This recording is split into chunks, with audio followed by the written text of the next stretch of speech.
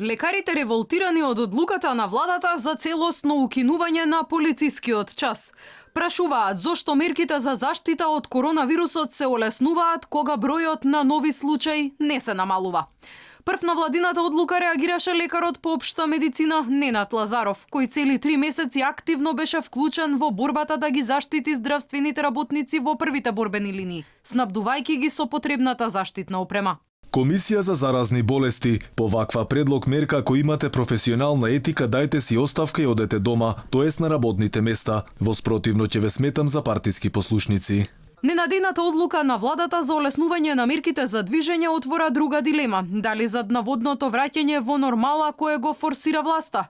Се крие желбата за брзи избори на кој инсистира СДСМ. За докторите, моменталниот број на заболени е спорен за одржување на избори. За мене од аспект на пандемијава спорни се јавните собири и моменталниот број на заболени, позитивни и лица во самоизолација. Лично мислам дека процедурите на самиот ден на гласање нема значително да влијаат на епидемиолошката состојба со COVID-19.